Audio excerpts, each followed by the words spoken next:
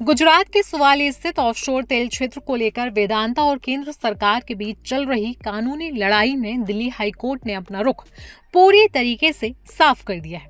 अदालत ने केंद्र सरकार के उस फैसले पर अपनी मोहर लगा दी है जिसके तहत वेदांता के साथ प्रोडक्शन शेयरिंग कॉन्ट्रैक्ट की अवधि बढ़ाने से साफ इनकार कर दिया गया था। इसके साथ ही इस तेल क्षेत्र के पूरे ऑपरेशन की कमान oil and natural gas corporation ONGC को सौंपने के आदेश को भी सही ठहराया गया है। न्यायमूर्ति पुरुषेंद्र कुमार कौरव की पीठ ने वेदांता लिमिटेड की उस याचिका को सिरे से खारिज कर दिया जिसमें पेट्रोलियम एवं प्राकृतिक गैस मंत्रालय के सितंबर 2025 वाले आदेश को चुनौती दी गई थी। मंत्रालय ने कंपनी के उस आवेदन को ठुकरा दिया था जिसमें गुजरात के सुवाली तेल क्षेत्र के लिए साल 1998 में हुए अनुबंध की अवधि को आगे बढ़ाने की मांग की गई थी। वेदांता चाहती थी कि इस कॉन्ट्रैक्ट को अगले 10 सालों के लिए यानी 2033 तक बढ़ा दिया जाए, लेकिन कोर्ट ने माना कि सरकार का इसे खारिज करने का फैसला पूरी तरीके से जायज था।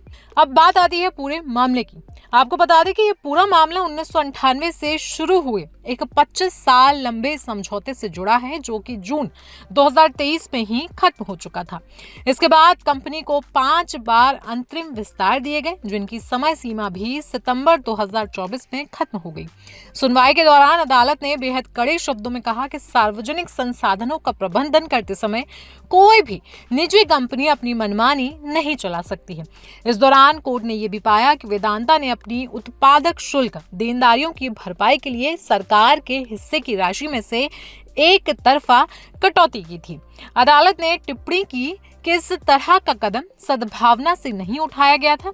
केंद्र सरकार को किसी निजी कंपनी की अपनी व्याख्याओं या मनगढ़ंत निष्कर्षों के आधार पर बंधक नहीं बनाया जा सकता, खासकर तब जब मामला देश की जनता के संसाधनों से जुड़ा हो। हालांकि वेदांता की तरफ से दलील दी गई थी कि सरकार का फैसला तय नीतियों का उल्लंघन करता है और इसे अप्रासंगिक आधारों पर लिया गया है, लेकिन कोर्ट इससे सहमत नहीं हुआ।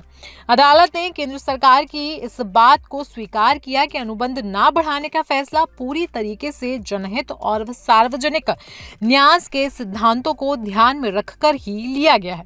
अब इस फैसले के बाद ओएनजीसी के लिए सुवाली ऑयल फील्ड की संपत्तियों और परिचालन की कमान संभालने का रास्ता पूरी तरीके से साफ हो गया है और दिल्ली हाईकोर्ट का यह फैसला वेदांता के अनिल अग्रवाल के लिए एक कड़े झटके की तरह देखा जा रहा है।